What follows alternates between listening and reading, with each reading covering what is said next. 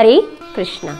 मैं प्रेमांजना मोहिनी देवीदासी मंगलमयी कामनाओं के साथ आप सबका स्वागत करती हूँ। तो कार्तिक मास को लेकर हमारी जो ये श्रृंखला है, इसमें आज का विषय है कि कार्तिक व्रत की महिमा क्या है और इससे मिलने वाले जो फल हैं वो किस प्रकार के हैं।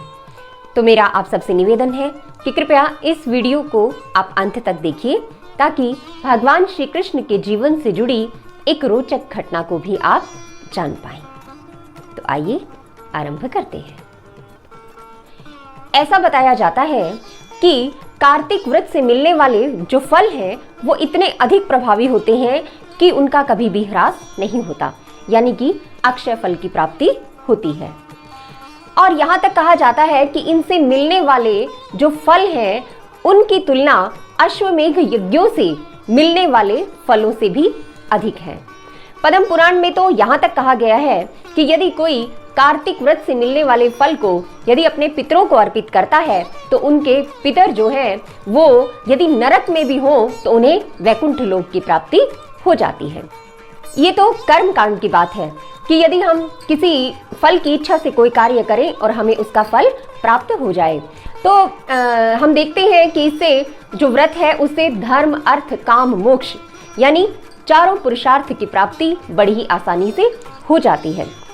लेकिन यदि हम इन कार्यों को, जो ये व्रत है, इन कार्यों को यदि हम भगवान श्री हरि की प्रसन्नता के लिए करें तो हम पाएंगे कि एक ऐसा फल प्राप्त होता है जो पंचम पुरुषार्थ है, यानी भगवान श्री कृष्ण का प्रेम।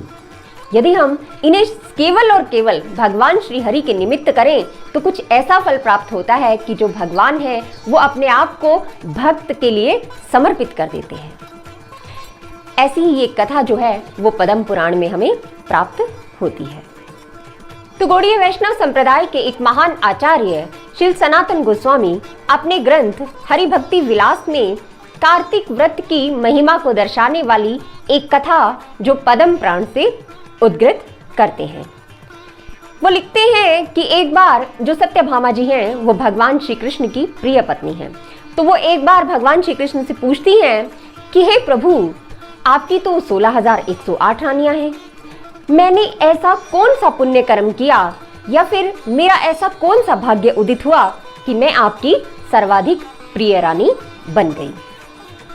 तो उनके इस प्रश्न का उत्तर देते हुए भगवान श्री कृष्ण उन्हें बताते हैं कि देवी, मैं आपको आपके पूर्व जन्म का इतिहास बताता हूँ कि ऐसा है कि पूर्व जन्म में जो तुम थी वो देव शर्मा नामक एक ब्राह्मण की पुत्री थी और मायापुरी अर्थात हरिद्वार नामक एक शहर में गंगा के किनारे वास करती थी।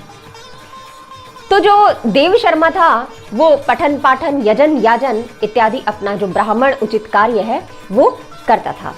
तो यथा समय जब गुणवती जो बड़ी हो गई तो उसके बाद उसने गुणवती का विवाह अपने जो एक शिष्य था चंद्र शर्मा के साथ कर दिया और इस तरह से वो जो परिवार है वो ब्राह्मण उचित कार्य करते हुए अपना जीवन यापन कर रहा था। एक दिन क्या हुआ कि दोनों श्वशुर व जमाता जंगल में लकड़ी लेने के लिए गए और वहां एक राक्षस के हाथों वो मारे गए। अब जो वो गुणवती थी वो नितांत अकेली हो गई और ऋषियों से मंत्रणा करके गुणवती ने अपने आप को भगवान श्री हरि की भक्ति में समर्पित कर दिया। वो पूरी तरह से तन मन धन से भगवान की भक्ति में संलग्न हो गई। हरि हरि शब्द नाना अर्थ दुई मुख्यतम, हरि शब्द नाना अर्थ दुई मुख्यतम, सर्व अमंगल हरे प्रेम दिए हरे मन। ऐसे हैं भगवान हरि। तो अब भगवान हरि ने गुणवती के साथ क्या किया और इस तरह से वो भक्ति में क्रियाओं को संपन्न करते करते वृद्धा हो गई और उसकी जो इंद्रियां थी वो शिथिल हो गई। लेकिन एक कार्य जो उसने नहीं छोड़ा वो था कार्तिक व्रत का पालन करना। प्रत्येक वर्ष वो पूरी श्रद्धा और समर्पण के साथ कार्तिक व्रत का पालन अवश्य करती।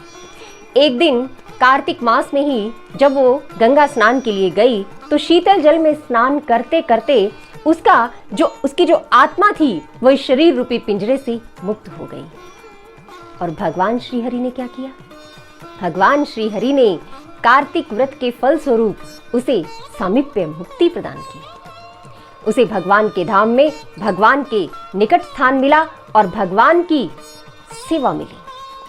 और भगवान की सेवा करते करते वो भगवान की इतनी अधिक प्रिया हो गई कि भगवान जब इस भौम वृंदावन पर लीला हेतु पधारे तो भगवान उसे अपनी रानी बनाकर, सत्यभामा रानी बनाकर उसे इस भौम वृंदावन पर अपने साथ लेकर आए।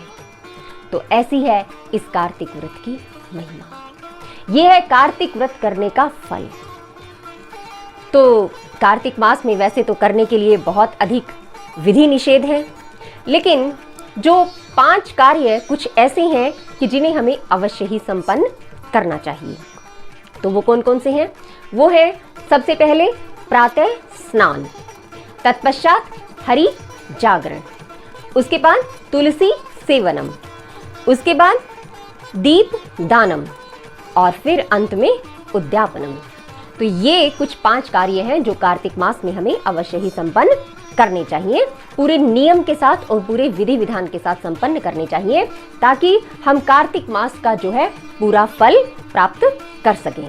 तो इन सारे कार्यों की चर्चा हम आने वाली कड़ियों में विस्तार से करेंगे। तो आज की कड़ी में बस इतना ही। और यदि आपको ये जानकारी अच्छी लगी हो तो आप इसे लाइक और शेयर अवश्य कीजिए। आपकी प्रतिक्रियाओं का स्वागत रहेगा। और आज के लिए बस इतना ही। तो मिलते हैं अगली कड़ी में। हरे कृष्ण।